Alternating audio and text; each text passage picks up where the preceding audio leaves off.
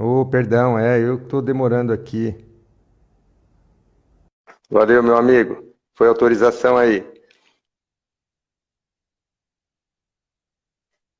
Vamos lá, tá chegando. Cadê você? Pô, Aí, fi. eu tava dormindo aqui. Eu tava dormindo aqui. Você respondendo. Você respondendo. Oi, Soraya. Oi, Rômeu. Oi, Olga. E eu aqui autoriza, desgraçado. Mas, você sabe que eu tava, assim, porque eu tô esperando aparecer alguma mensagem para mim aqui, né? Deixa eu explicar para a turma, né? Porque eu participei de algumas lives e eu sempre como convidado, né? E agora eu estou convidando.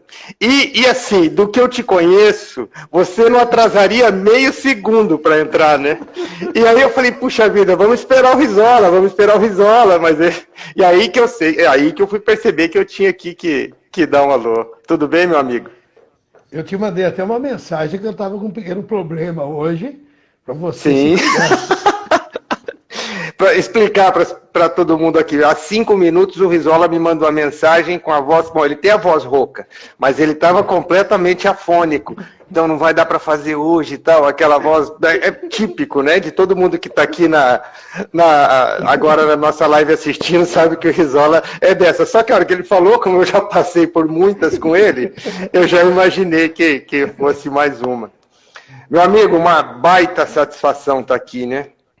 Baita satisfação, baita Marcelão, alegria. Marcelão, satisfação é minha de estar com você, uma alegria muito grande. Eu acho que esse nosso encontro vem para dar uma relaxada em mim, em Sim. todo esse momento que a gente está passando. Não que eu esteja me sobrecarregando dele, mas te encontrar, te ver, para as pessoas saberem, eu voltei a estudar com muita dedicação por causa desse cara que está aí desse lado. Imagina, Porque esse cara imagina. veio, me motivou, me incentivou, participou comigo da preparação da seleção em 98, aí em Ribeirão Isso, Preto, e me isso. ajudou a voltar. Então eu fiz mestrado, viajava com ele, mas tem toda uma história por trás Tem, dessa nossa tem. amizade, além do Palmeiras, é claro, mas tem Isso, toda isso. uma relação de família, uma relação de amizade, e Sim. que eu estou muito feliz de poder estar com você, tá? Muito É. feliz. Muito obrigado Bom, pelo a gente convite. aqui a gente rasga seda feliz da vida, né, Risola? Porque uma das coisas que eu percebi, até nas lives que eu fiz anteriormente, é que a gente vive momentos tão ricos, tão felizes, tão alegres, por conta de uma coisa tão triste, tão difícil, né, que é essa situação da pandemia.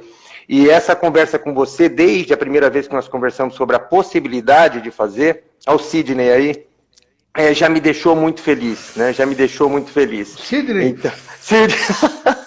tá, e tem história também, né, Risola? Tem história. muito, muito. Malu.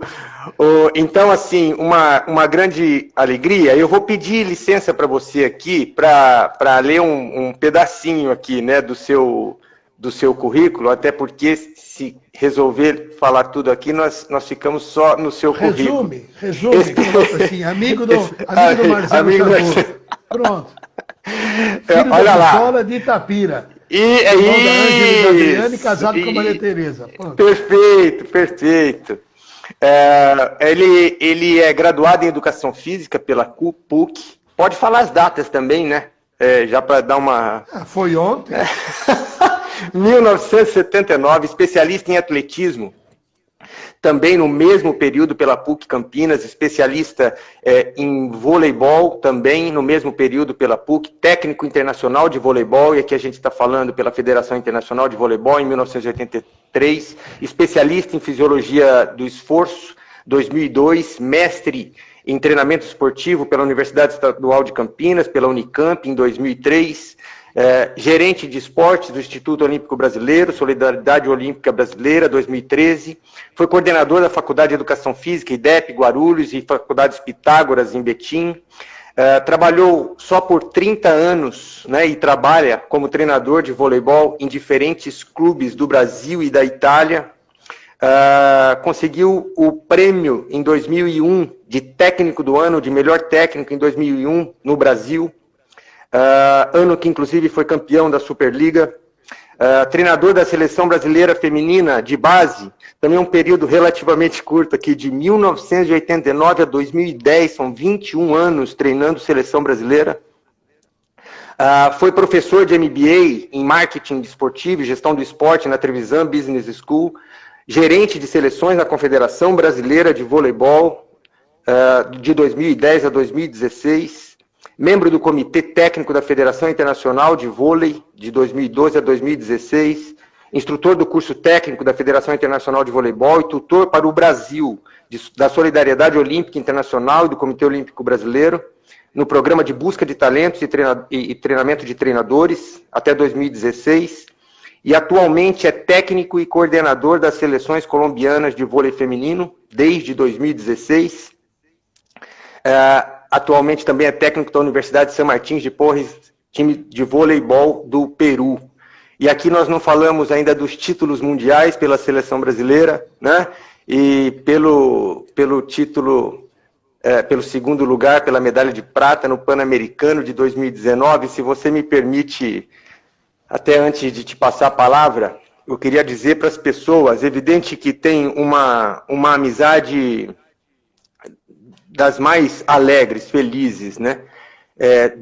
Desde 1998, mas até independente não dá para ser independente, mas eu vivi muitas alegrias no esporte, muitas alegrias. E pensando em Copa do Mundo, pensando em Olimpíadas, pensando em atletas brasileiros conseguindo e outros tantos atletas, quem é do esporte se sensibiliza por qualquer que seja o atleta, modalidade de qualquer país, a gente se emociona efetivamente. Mas eu não me lembro, é esquisito e palmeirense, né? Apesar de ter ficado muito tempo sem título, tem ganhado muito título e fico feliz com os títulos do Palmeiras, mas eu não me lembro de uma alegria e de uma emoção tão grande com o título que vocês conseguiram, né, pela seleção colombiana nesse último Pan-Americano. Foi uma coisa fenomenal, né? E você naquela semifinal com a seleção brasileira, enfrentando também um amigo, um parceiro, né, o Zé Roberto Guimarães, e num jogo memorável, né? Lindo, lindo, lindo. Tinha o lado brasileiro aqui, evidente que com carinho pela nossa seleção, mas ali foi uma insanidade, né? De alegria, foi uma coisa espetacular. A parte que mais te honra, eu estimo também do seu currículo que você começou a falar, casado com a Maria Tereza, né? Pai do Luiz Felipe, do Léo e da Juju. 34 anos só. 34 anos, perfeito. Do Léo, do Ipe e da Ju, irmão da Adriana e da Ângela e filho do seu Risório e da dona Mariolina. Exatamente. Essa é a parte mais chique da história toda, né, Risola? Risola, antes de começar aqui com o nosso assunto específico sobre liderança, lá em Itapira, menininho lá em Itapira, dava para imaginar tudo isso? Nem eu, nem o meu grande ídolo, professor Barreto, Sim. imaginar nisso. Porque eu sempre fui apaixonado pelo esporte, mas eu era um atleta de expressão, como eu sempre digo, né? Expressão Sim. de tristeza de quem me via jogar. Então, eu tentava, mas nunca fui bom. Fazia o atletismo, que era meu esporte um pouco melhor, junto com o professor Barreto. Mas o professor Barreto era o nosso ícone, o nosso exemplo. E é até hoje o exemplo de todos nós, de Valdir Barbante, de Paulinho Oliveira, de José Sim. Luiz Fernandes, de Miguel Arruda. Quer dizer, o que saiu de professores de educação física de Itapira, o número é enorme, por causa dessa paixão desse professor. Então lá em Itapira eu não imaginava seguir essa carreira. Quando chegou no momento de decidir, eu entrei em odontologia e educação física. Com 2 meses, falei para o meu pai, odontologia eu estou fora, eu vou seguir educação física, que esse é o meu canal. Meu pai falou com o seu Zé Barreto, ele falou para mim, você tem certeza da sua escolha, Risola? E hoje, todos os meus títulos, todos os locais que eu trabalho, eu volto para Itapira e ele tem uma camisa minha, ou do Peru, ou da Colômbia, ou do clube que eu trabalhei, porque eu devo a imagem e a ideologia, a seriedade, o compromisso desse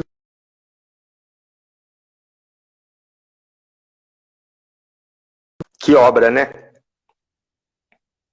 profissional de educação física. Perfeito, que obra, Então, eu Risola. não imaginava, não. E aí eu fico pensando aqui no nosso assunto específico, né, para muita gente, tanto as pessoas que estão aqui com a gente hoje, que trabalham com esporte, como quem não trabalha com esporte, porque o assunto é liderança, e pensando em você como professor e como técnico desportivo, né, que você vem liderando equipes adultas há muitos e muitos anos, mas liderou equipes de crianças, especialmente no primeiro momento da sua carreira lá atrás, mas especialmente de jovens adolescentes, né? Então você tem um conhecimento muito amplo de diferentes fases da vida, de conduzir equipes, de liderar equipes em diferentes fases da vida. E poucos profissionais e poucos professores têm essa experiência para contar, né? E também ter a noção do que é mais ou menos complexo, né? Desafiador vai ser sempre. Ô Marcelo, agora mesmo, eu vou primeiro pedir desculpas, porque tem muitos amigos que estão acompanhando a gente. De Rômeo, de Zé Elias, de Secato, que está na Dominicana. Sim. Muitos amigos, então não vai dar para falar o nome de todo mundo, peço desculpas. Mas agora entrou aqui a Mariângela, que foi a minha capitã no Guarani de Campinas, que Sim. veio para Campinas em 78, em 79 para o Guarani, quando eu era preparador físico. E ela Sim. me pergunta, o que é que te motiva ainda no voleibol? Né? Então, eu acho que isso é baseado no que você falou. A motivação vem da paixão sua pelo que você faz. Exato. Nós fizemos uma reunião de 4 treinadores, Marcos Derbach, Piscinin, Queiroga, eu e o Isanaê, e os 5 debatemos sobre o que leva um profissional a trabalhar com o voleibol. E a primeira coisa que a gente colocou é a paixão do profissional e a paixão do atleta, por ser e por querer fazer aquilo. Porque ele vai abrir mão de muitas coisas na vida dele. E isso é o que motiva tudo a gente na vida. Risola, e aí, entrando até no nosso assunto, e dentro desse contexto que você está trazendo, eu fico imaginando uma das principais dificuldades dentro das empresas, e aqui é evidente que os meus últimos 20 anos, especialmente, de 15 a 20 anos, tem sido dedicado especialmente ao mundo corporativo, apesar da minha vivência, felizmente, também longa dentro do esporte, e uma das reclamações recorrentes é a falta de motivação, né, dos profissionais no ambiente de trabalho, a falta de identificação com aquilo que estão fazendo, né, com a carreira profissional, com as tarefas que assumiram fazer. E no esporte, te ouvindo agora, o contexto é diferente nesse sentido, né? Porque você tem, em geral, na grande maioria das vezes, as pessoas com bom nível de motivação. Evidente que a motivação, em geral, é muito maior pela competição, né? Pelo momento da competição, do que necessariamente pelo processo de preparação. Mas a paixão parece ser tão grande, na maioria dos casos, que o processo de preparação passa a ser também prazeroso para a maioria. E eu faço uma pergunta aqui para você, porque, e aí é uma conversa até que nós tivemos antes, que eu gostaria de conhecer um tanto mais e que os nossos colegas todos aqui pudessem também, em função da sua experiência, que é de uma riqueza rara.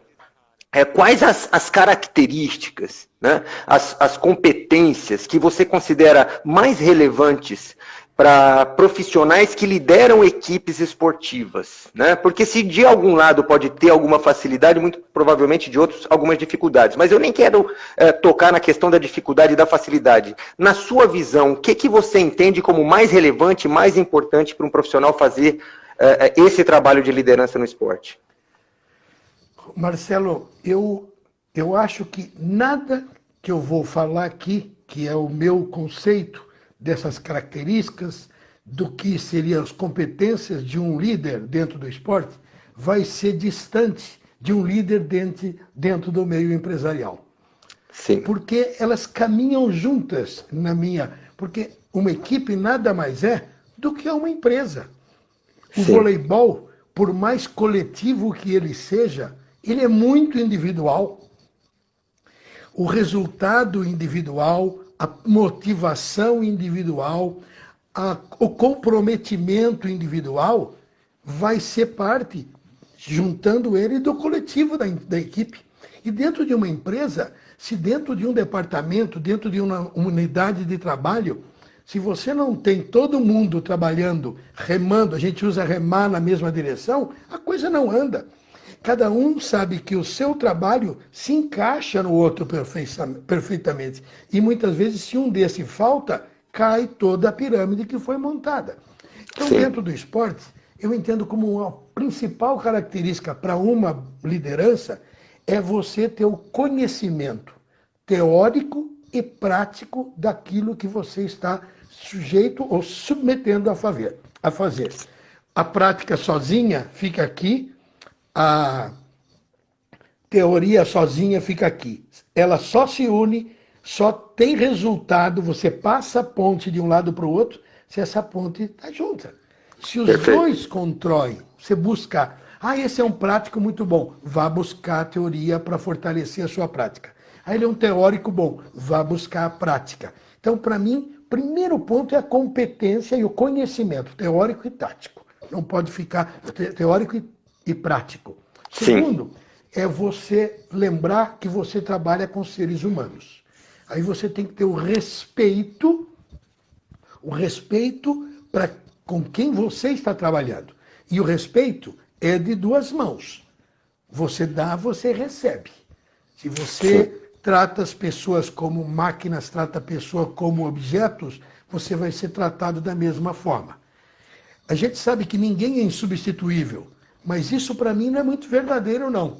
Porque quando você tira alguém de um lugar, para você encontrar uma outra peça que se encaixe daquela forma naquele lugar, vai demorar um pouco de tempo. E talvez este tempo não seja suficiente para uma adaptação de todo o sistema que estava rodando ao redor dela. Então, eu pensaria muito nisso. Um outro ponto que eu acho importante para uma liderança é a atitude positiva. Eu tenho que olhar no teu olho e ver que você gosta daquilo, que você quer aquilo. E não na primeira dificuldade, eu uso muito a leitura corporal. Eu adoro olhar para o olho da pessoa ou estar conversando com a pessoa. Não admito alguém falar comigo ou me escutar sem olhar para mim, porque eu não sei o que ela está pensando. Da boca pode sair qualquer coisa. Da boca pode sair qualquer coisa, para o bem ou para o mal. Mas do olho não sai qualquer coisa. Sim. Do olho sai a sua expressão, o olho expressa o seu sentimento. Então, se você tem atitudes positivas, você fala para um grupo, vamos fazer isso porque nós podemos, o grupo fala assim, ele acredita em mim, eu tenho que tentar fazer melhor. E o grupo, outra coisa que um líder para mim não tem que fazer, ele não tem que fazer o grupo trabalhar para ele. O grupo tem que trabalhar para ele mesmo e não para o outro que está liderando ele. O outro conduz ele, mas ele trabalha, ele quer o resultado para ele, para a satisfação dele, que vai ser consequência da satisfação do grupo. Né? Perfeito. Um outro ponto que eu acho fundamental, além das atitudes, é o ser justo. E ser justo é também falar não. Um dia eu escutei de um líder que trabalhou comigo, ele me disse assim, eu tinha, e você me conhece há tempo, eu tinha dificuldade em falar não. Sim. Eu sempre queria dar agradar coisas a positivas todos. para as pessoas, agradar a todos. E aí o meu líder falou assim para mim, Risolá, não também é uma resposta. E quando você tem base na tua resposta, o não, ele é melhor do que o sim, que vai ser pior depois. Sim. Então seja justo. E isso para mim, eu incorporei na minha liderança. Paulo Márcio Nunes Costa. Paulo Márcio foi o gerente das seleções brasileiras de 1973 a 2010. Ele só saiu do nome em 2010 porque ele ficou aqui nas minhas costas, me segurando, me direcionando até 2016. Sim. Ele saiu 2 meses da CBV do que eu. Ele saiu 2 meses antes, depois eu fui no... O ônibus dele ainda ficou a Ribeirinho, eu subi a Ribeirinho e saí com ele. O Paulo Márcio me dizia isso. Você agora, quando voltar para a quadra, porque ele tinha certeza que eu voltaria para a quadra, você vai exercer a sua liderança de outra forma. Mais justa e mais correta. Pela experiência administrativa que você teve. E como Perfeito. último ponto, Sim. como último ponto que eu vejo assim importante dentro de uma liderança é você saber se relacionar com pessoas de diferentes níveis culturais, com diferentes objetivos e com diferentes funções. Você saber se relacionar com as pessoas e tentar buscar entender essas pessoas, eu acho para um líder é fundamental. Porque um dia você chega para dar um treino, chega uma que teve o pai e a mãe brigaram à noite em casa, ou o namorado ou a namorada abandonou, e ela vai ser agressiva, não vai treinar bem, e você partir direto para cima, talvez você vai criar um problema. Perfeito. Entender o porquê aquela pessoa tem aquela relação é muito importante para um líder, na minha opinião. Excelente, Isola. E é interessante, e por isso que me agrada muito, o meu trabalho, especialmente nos atendimentos individuais, é muito mais entrevistar as pessoas do que necessariamente dar a solução, né? Então eu sou um perguntador por natureza. E quando eu ouço as suas respostas de um especialista, né? E com uma carreira rara naquilo que escolheu fazer, o que eu percebo? Que é tudo o que vem sendo proposto como principais competências, né, em liderança. Porque percebe que lá no começo da sua resposta, você falou pelo menos de 7 ou 8 fatores aqui como competências importantes, né, características importantes. E lá no começo da sua resposta, você falou sobre a capacidade técnica, o conhecimento técnico. Você juntou, inclusive, né, na ponte que você falou do conhecimento técnico com a experiência, né, com a prática. Com conhecimento teórico, com a prática. E depois que você falou do conhecimento teórico lá atrás, tudo que você trouxe depois, quer dizer, praticamente 80% das competências que você citou, elas são de ordem comportamental, são ligadas a relacionamento, são ligadas a senso de justiça, são ligadas a respeito, são ligadas a uma comunicação empática, um relacionamento empático, entendendo o que se passa na cabeça do outro, as dificuldades das pessoas que te cercam, né? Então, que vem sendo chamado na teoria de soft skills, né? Dessas habilidades mais delicadas, e elas são altamente relevantes, impactantes. A gente evidente que na modalidade não dá para esperar alguém com conhecimento técnico raso fazer o trabalho que você fez, mas se sustentar por muito tempo numa carreira com esse nível de sucesso, depende de outras tantas características. Então, as pessoas que estão nos ouvindo, e aí o começo da sua resposta trouxe isso, né? Que não é só no esporte. Então, o que você acaba de dar uma aula, sem necessariamente buscar na teoria, você acaba de dar uma aula sobre as principais competências em liderança. E elas estão muito mais relacionadas a respeito ao ser humano, a capacidade de se relacionar, a sentimento de justiça, a um tratamento digno, justo, né? Ético, inclusive. Então, isso reforça muito o que vem sendo discutido, né? E feliz da equipe que tem líderes com essas características, porque os resultados, além de serem diferenciados no momento pontual, eles são também muito mais sustentáveis, né?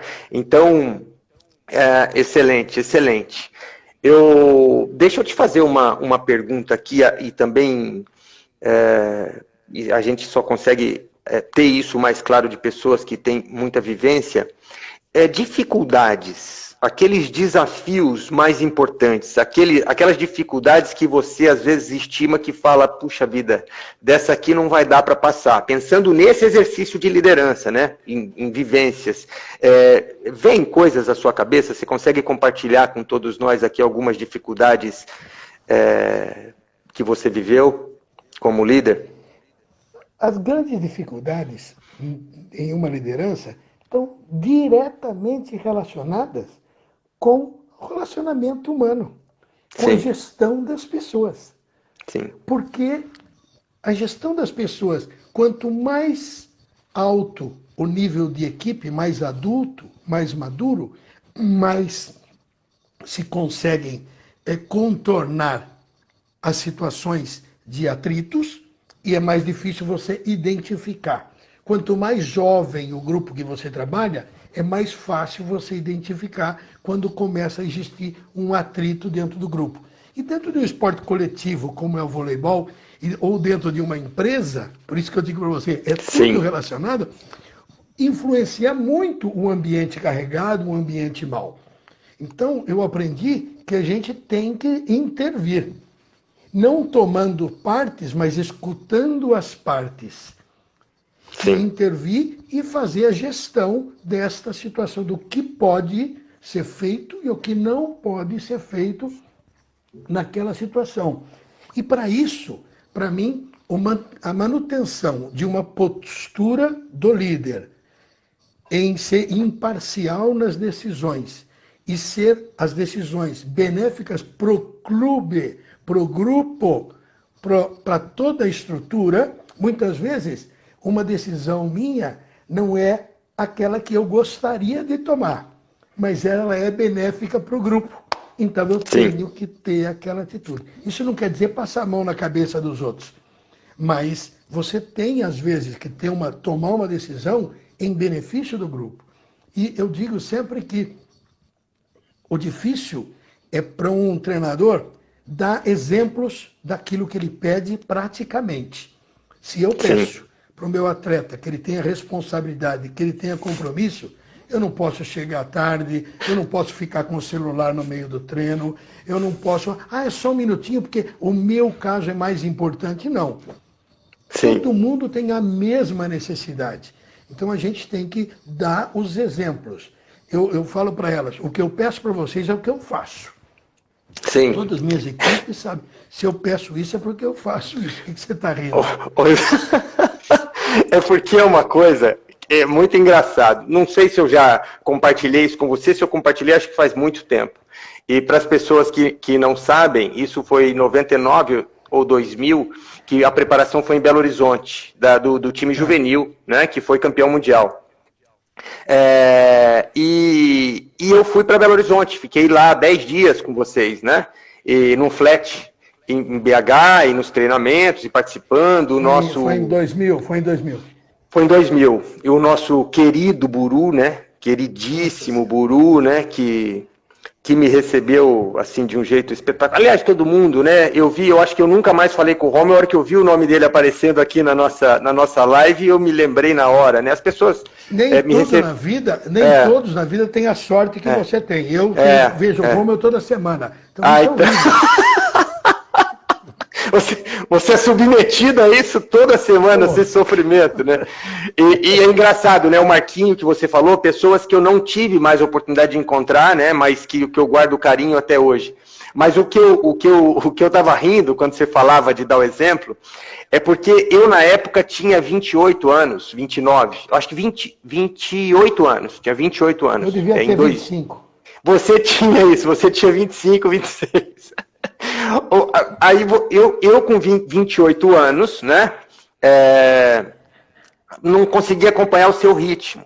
E aí ficava aquela coisa difícil, né? Porque aí você vê o cara acordando antes de todo mundo, indo dormir depois de todo mundo. Na hora de chegar para o café da manhã, estava lá antes de todo mundo. E orientava a chegada, orientava a saída. Nos treinamentos, a mesma coisa.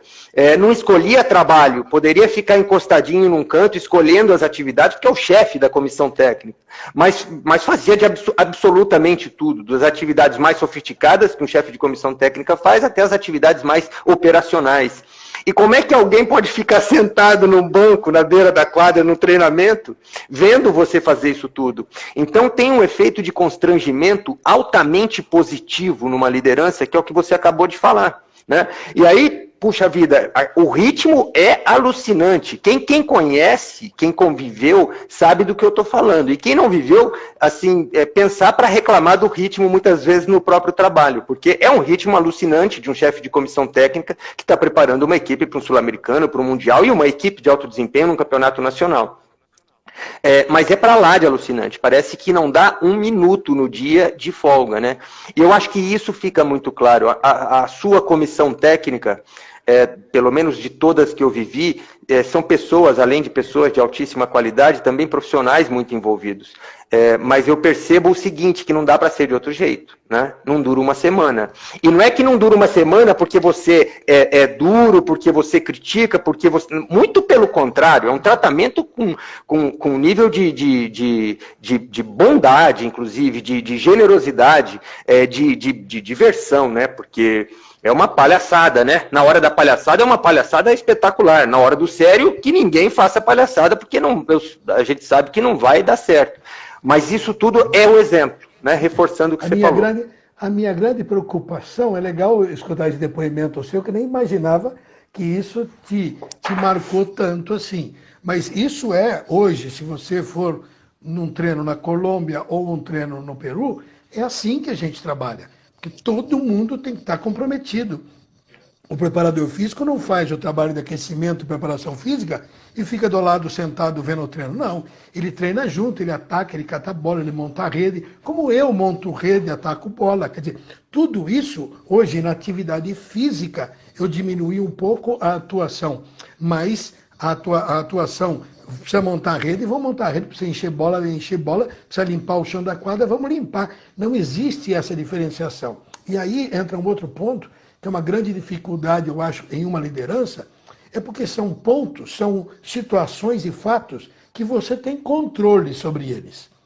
Você pode atuar e tem o controle. Agora, aparecem fatos que você não tem controle sobre ele. Sim. E esses fatos que você não tem controle, a federação decide mudar a tabela de jogos. A federação decide inverter. Você estava preparando por uma semana um jogo que ia jogar contra a equipe A, aí ela muda a tabela e fala, não, vocês vão jogar com a B essa semana e com a A na outra. Você já estudou vídeo, já fez treino direcionado. E essa hora, a liderança não pode, na minha opinião, sentar e chorar. E agora? E mostrar para a equipe que esse fato, que ele não tem o controle, abalou o líder emocionalmente para aquela situação. Perfeito. Então, vamos preparar sim para frente, vamos administrar. Então, isso para mim é uma dificuldade grande dentro de exercer uma liderança. Como controlar os fatos que você não tem controle sobre ele. Isso, Marcelão, acontece o tempo inteiro. Num jogo, para nós treinadores, você planejou jogar com aquela equipe e naquele dia uma jogadora principal sua sofre uma lesão ou não está em condições de jogar. Você não pode lamentar que perdeu aquilo, tem que encontrar imediatamente uma solução. Exato. E essa solução não dá para pensar muito, ela tem que sair na hora. E a experiência, eu acredito que ajuda muito nessa hora, né, Isola? Aquilo que você falou lá atrás. Sem dúvida. Deixa eu te fazer uma pergunta aqui, tanto a Mariângela quanto o Peterson, que está aqui também, nosso amigo, junto com a gente, eles fizeram um comentário, uma pergunta aqui, que eu penso que é incomum, que eu vejo que é um esclarecimento tanto para as pessoas do esporte, independente se tem carreira internacional ou não, quanto para as pessoas que estão dentro da empresa, que o contato com pessoas de outros países ele vem sendo muito frequente, especialmente nos últimos 20 anos. De tudo isso que nós falamos, dessa habilidade de liderança e dessas características todas importantes para conduzir equipes, você percebe diferenças importantes trabalhando aqui, trabalhando na Itália, trabalhando na Colômbia, no Peru? Você conhece o mundo inteiro, né? Competindo com outros países, outros clubes de outros países e seleções. Existem diferenças muito importantes. É evidente que diferenças sempre existirão. Mas a minha pergunta para você é tanto do ponto de vista da comunicação, do relacionamento, da condução de time. Você entende que tem diferenças muito importantes? As diferenças mais importantes estão ligadas a culturas do país. Porque as dificuldade econômica, de dirigente que quer se meter na parte técnica, de mães que querem intervir que meu filho é o menor do mundo. Essas situações, isso acontece no mundo inteiro igual. Sim. Agora, a diferença de cultura do país, aí isso muda muito. Eu me lembro de uma situação que ocorreu comigo nos Estados Unidos, onde hoje é técnico da seleção dos Estados Unidos, Cat Kinnerly, ele era o capitão dos Estados Unidos, o melhor jogador do mundo, foi medalhista de ouro em quadra e em praia.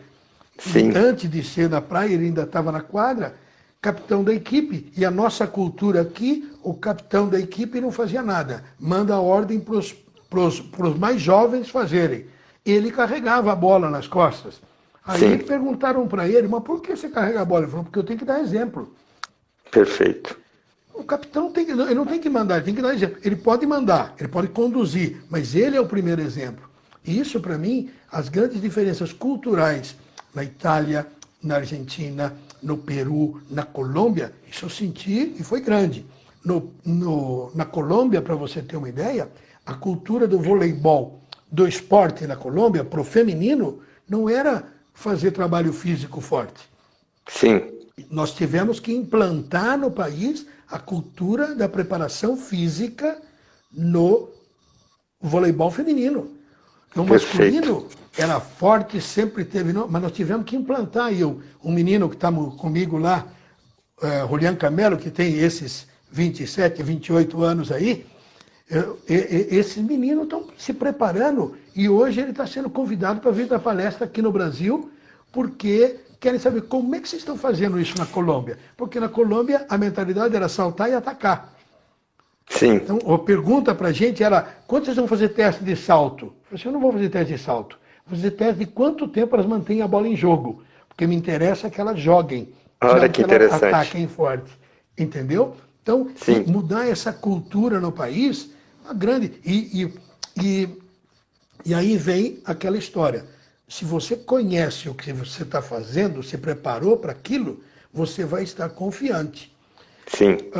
A Colômbia sempre teve equipes com potencial, mas esse potencial, você sabe disso, se ele não é desenvolvido na hora certa e na direção certa, ele morre pelo caminho. Perfeito. E ali eu tentei, e nós tentamos ainda, melhorar a confiança delas. Aí me perguntam, como você faz para ganhar confiança da equipe? Eu olho para mim. Se você, quando eu entrei trabalhar na CBV, como gerente das seleções masculina e feminina, o feminino, eu fecho o olho, eu sei aonde vai a menina, o que ela faz, quem foi, de onde ela começou, como não começou. No masculino, eu conhecia por paixão de voleibol. Aí o que eu comecei a fazer? Eu comecei a assistir os treinos do Bernardo, do Percy, do Marquinhos Leobach, dos técnicos, dos treinos do masculino, para eu entender o que precisava o masculino diferente do que o feminino. Então eu não assistia a treino do feminino. As meninas até falavam assim, pô, você não vem ver o nosso treino? Por quê? Porque eu falei, vocês eu conheço, eu quero ver o que eu não conheço. Porque se eu não conhecesse, eu não poderia sentar com o Percy ou com o Marquinhos e fazer algumas sugestões de planejamento a longo prazo de determinados jogadores, que o Bernardinho pedia para a formação deles. Sim. Então, quando você conhece e busca conhecer aquilo que você tem que fazer, você vai estar confiante. Se o jogador aprende a fazer toque e manchete, na hora do jogo, sobrou uma bola para ele tocar, ele vira, vai lá e faz o toque dele. Se ele não conhece, na hora do jogo, a mão dele vai ficar dura e a bola vai estar desse tamanhinho assim, ele não vai achar a bola. Perfeito, perfeito. Ô Rizola, bom, tem muita coisa no que você fala, super relevante, e só para voltar na questão do Kinnerly e nos seus exemplos que eu citei anteriormente, isso é de uma relevância que faz uma diferença, e para todo mundo que está nos assistindo, ter isso em mente, né? Porque muitas vezes as pessoas querem buscar o exercício da liderança para ocupar uma cadeira mais sofisticada, ter uma caneta mais bonita, uma mesa, um escritório, né? Para ser chamado de chefe, para as pessoas olharem com mais respeito, como se precisasse da cadeira de liderança, até com certo medo, parece que tem algum prazer nisso, e muitos e muitas, né, atuando no exercício da liderança, como rainha da Inglaterra, com todo o respeito à rainha da Inglaterra, mas o ponto é assim, que tudo venha a mim, né? Que as coisas aconteçam à medida que eu falo. Então, entender que isso é uma grande ilusão, né? É uma grande ilusão. Só acaba tão rápido quanto veio. Exato. E assim, é evidente que não é. A liderança tem que ter uma equipe capaz de cada um fazer a sua tarefa da melhor forma possível, porque senão sobrecarrega demais a liderança. Mas a liderança entender também que essa interação tá junto, né? Colar na turma, um outro termo que eu ouvi de você, nunca mais ouvi de ninguém, e eu falei muitas vezes, é o estar de ombro, né? Ouvi de você isso há 20 e poucos anos e ficou na minha cabeça, porque tá junto, né? Tá junto. Não é necessariamente você estar numa posição de destaque e as outras pessoas isoladas, né? Liderança tem... Diga. Eu costumo falar com elas exatamente, com a equipe, exatamente isso. E com o staff técnico. Eu sou fraquinho. Eu não consigo te carregar nas costas. Sim. Agora, do teu lado, a gente vai andando que nem uma caterpillar passando, um trator passando por cima. Isso aí. Juntos, o tema nosso, o nosso lema na Colômbia, logo que eu cheguei, é juntos regamos mais lejos. Perfeito. Juntos a gente chega mais longe. Perfeito. Separados, ninguém vai chegar em lugar nenhum. Porque a Colômbia tinha esse outro problema que a liderança exige de você. Lidar com as culturas do país. Ali existia um regionalismo monstruoso. Sim. Se o técnico era de uma região, um atleta da outra região não ia para a seleção colombiana. Então, o exemplo para eles foi, eu usei de uma tragédia para mostrar para a Colômbia que eles podiam ser muito mais fortes do que estavam demonstrando que eram. Com a tragédia da Chapecoense, Sim. que foi em novembro de 2016, Sim. eu fui para lá em dezembro de 2016. Tá. Eu disse para eles, o país de vocês mostrou para nós, brasileiros, o quanto vocês são solidários, o quanto são fortes e podem juntos melhorar a condição do mundo. A mulher colombiana é de uma força incrível. Vocês têm que se unir, vocês têm que parar de brigar entre vocês. Vocês mostraram para o Brasil que vocês unidos, em 2 dias, fizeram uma homenagem para os jogadores do Brasil, pro Brasil, que eles fizeram pro Brasil aquilo. Foi maravilhoso. Sim. Nos Sim. uniu mais a vocês. Sem dúvida, sem dúvida. E eu quero fazer isso com vocês, mostrar para vocês a força que vocês têm. Isso de ministro dos esportes é presidente da República. A conversa Maravilhoso. assim. Maravilhoso. A diretora, que não existia ministério na época era Coldesportes, Colômbia de Esportes, que hoje ela é governadora de uma província do Vale, Clara Roldan. Ela falou assim para mim, professor, o senhor é o primeiro técnico de esporte coletivo que nós contratamos na Colômbia. Nós sempre investimos em esporte individual, nós não investimos em esporte coletivo. Eu falei para ela, muito prazer em conhecê-la, a senhora está completamente equivocada, me perdoe. Porque se vocês usam o esporte e dizem que o esporte é uma maneira de fazer um trabalho social no país, o esporte coletivo faz com uma pessoa, com uma família. O esporte individual. O individual. O esporte coletivo, uma medalha vai ganhar no quadro. Mas são 20 famílias que estão envolvidas. São 20 crianças que estão envolvidas em uma medalha. Isso, socialmente, representa muito para o país. Sem dúvida. Eu fosse vocês, investiria um pouco mais. Isso foi em janeiro de 2017. Agora, nos Jogos Pan-Americanos, o Colômbia ganhou medalha de ouro no futebol feminino, no basquete feminino e no voleibol feminino. Que legal. Prata no voleibol. Ela me falou assim, professor, não é que o senhor tinha um pouco de razão? Que legal, que legal. Isso é uma alegria grande. Muito bom, sem dúvida, sem dúvida. Porque eu vejo o voleibol, a gente trabalha, isso não é fazer média, mas a gente trabalha com uma seleção e um colégio, eu falo para os professores de colégio, você trabalha com 50 crianças, quantas vão chegar a uma seleção nacional? 0,001%? Agora, quantas serão cidadãs que vão fazer o mundo melhor, que vão estudar, vão ser profissionais, vão ser como eu, que aprendi com o professor Barreto, a Sem ética dúvida. e o respeito às pessoas. Sabe? Então, eu acho que E formar o caráter de uma pessoa é função nossa de educador. Depois de ganhar a medalha. E leva isso para qualquer esfera da vida, né? Para qualquer esfera da vida, qualquer área. Deixa eu te fazer uma pergunta, Risola, linkando um pouco com esse momento que a gente está vivendo. E aqui, nenhum interesse em tirar de você a resposta perfeita. Por quê? Porque estamos todos vivendo uma situação jamais vivida, né?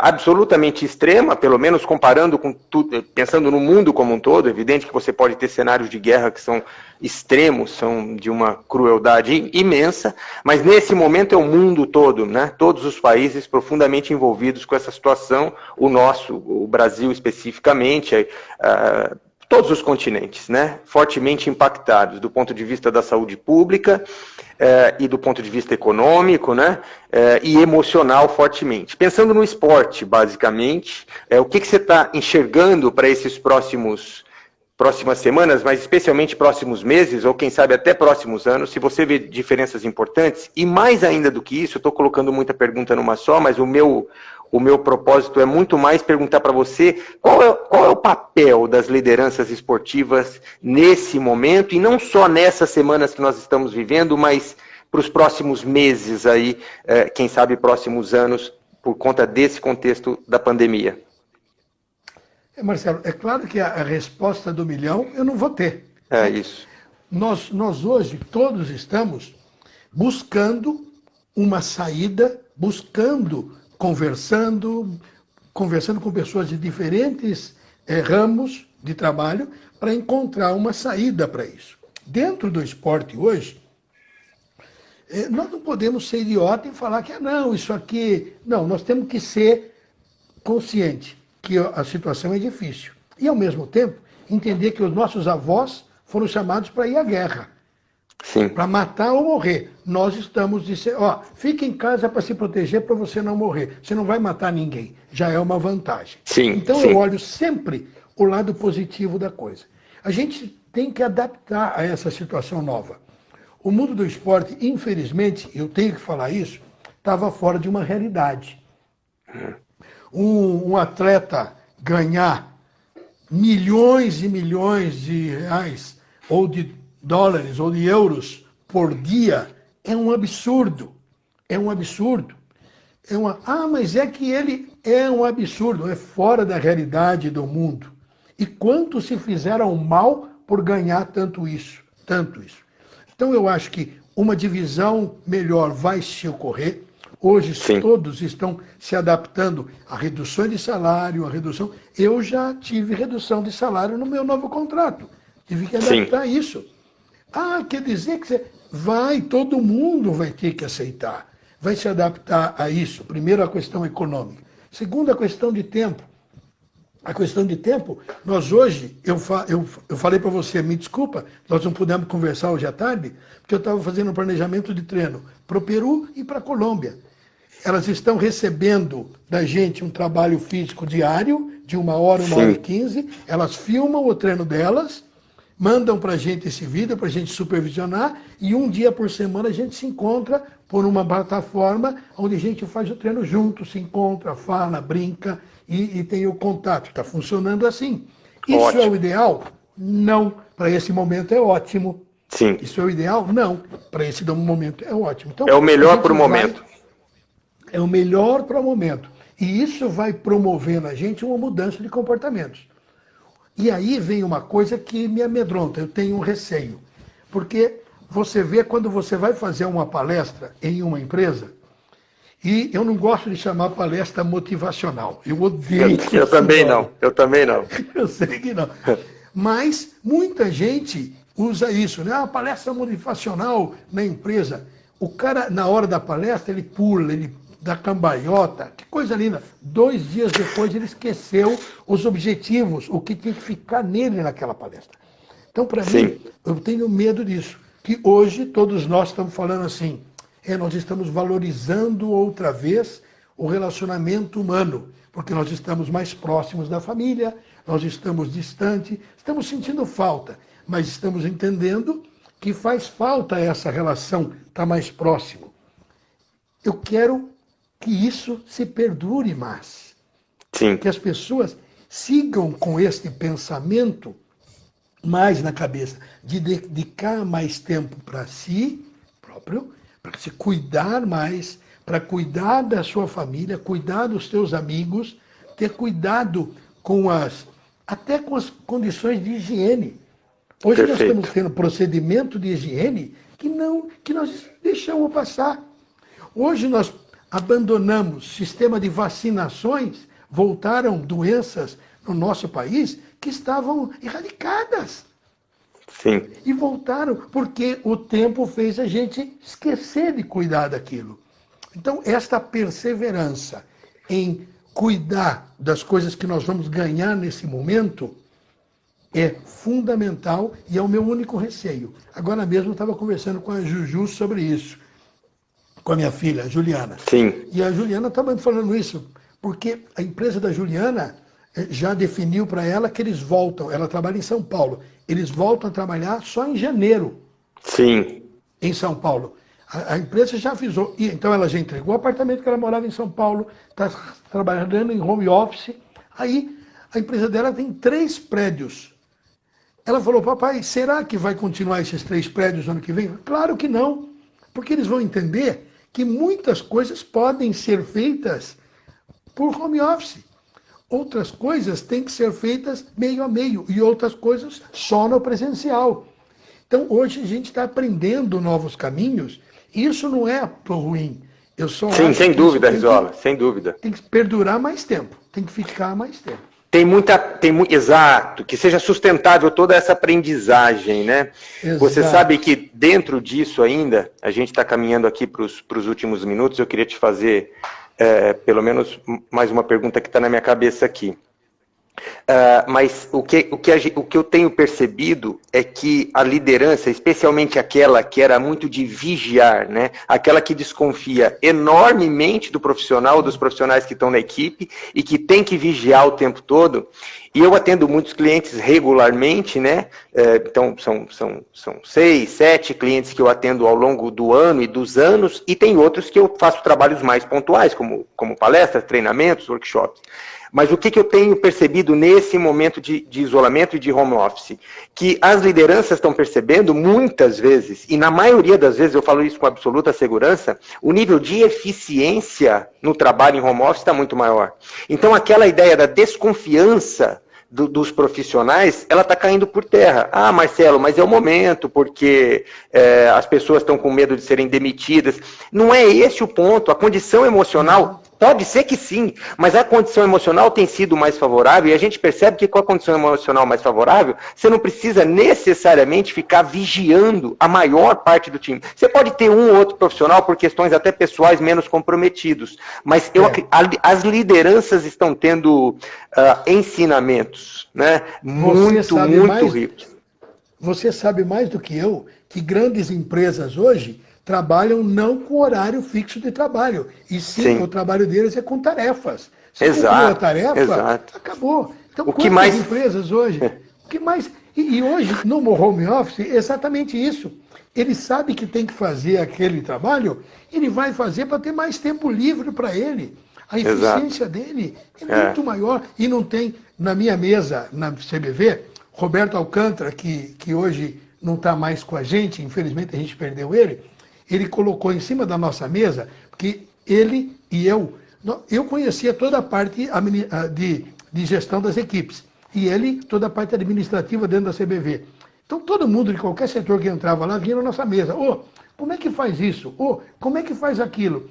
Aí ele colocou uma bandeirinha do posto Ipiranga na nossa mesa. Sim. Assim, aqui é o posto Ipiranga, pode vir que eu resolvo. Então, esse tipo de coisa começa a sair hoje. Sem dúvida, perfeito. Sozinha. Exato. Então, e a capacitação vai aumentando, né? Exato. As pessoas vão ficando melhores por conta disso. Risola, deixa eu te fazer uma pergunta aqui, que, assim, eu conheço, né? Eu conheço, felizmente, para mim, que eu conheço como as coisas funcionam para você, como as coisas funcionam na sua cabeça. Mas eu faço uma pergunta para você compartilhar comigo e compartilhar com todos que estão aqui conosco. Quando é que você percebe que todos esses esforços que você vem fazendo ao longo da sua carreira, especialmente, claro, da vida pessoal também, mas especialmente da sua carreira, nesse exercício da liderança, e eu pude presenciar um pouco, eu sei que não foram poucos os esforços, tanto em intensidade, quanto em qualidade, quanto em duração, né? É quando você percebe que vale a pena. Em que momentos que você percebe que tudo o que você tem feito e vai fazer ainda, em termos de esforços, tem valido a pena? Uma coisa para mim é claro, Marcelão. Eu não preciso ir longe para ter essa resposta para você. Não preciso ir longe. Porque eu não tiro o que vale a pena somente nas vitórias. Perfeito. Eu tiro muitas coisas na derrota também. Não que eu aceite a derrota, mas eu tento trazer a derrota. Eu tive uma derrota agora monstruosa, que era um sonho de ir para uma Olimpíada com a Colômbia, que quando eu fui para lá, eu projetei para eles que com esse grupo nós poderíamos ir para a Olimpíada de 2024 em Paris. Sim. E de repente, como as coisas andaram nos últimos 3 anos, nós vimos a chance de ir para a Olimpíada em 2020. E aí a gente cria aquela expectativa. E quando perdemos, vem aquela tristeza. Eu pedi desculpas à Colômbia por não ter levado a Colômbia, e imediatamente depois da partida, e aí depois eu pensei e falei, não, por que eu pedi desculpas? Exato. Nós não chegamos na hora, não era nosso momento, nós estávamos totalmente preparados para isso. Temos que ter pé no chão para continuar, porque se manter e crescer mais, crescer até aqui é fácil. Agora, daqui a aqui, que é curtinho, é muito mais difícil. Então, nós temos que ter paciência. Então, eu tiro muito das derrotas. E eu disse para você que eu não preciso ir longe, porque para mim a grande coisa, e não é mentira, a grande coisa que eu tiro, que eu sei que vale a pena, é a primeira que entra aqui, uma Mariângela, que foi atleta minha em 1978, que adoro, mantém relação de família até hoje comigo. Você falar há 20 anos atrás, 22 anos atrás, eu escutei isso. Risola, 20 segundos para acabar. Você fica à vontade para fechar. Um beijo para você. Isso é o que a gente tira de bom da vida. Maravilhoso. Essa relação, não esqueçam disso. Muito obrigado por todo mundo que esteve com a gente. Muito obrigado a você, Marcelo, pelo convite. Um beijo para você também. Muitíssimo obrigado. Um grande abraço a todo mundo.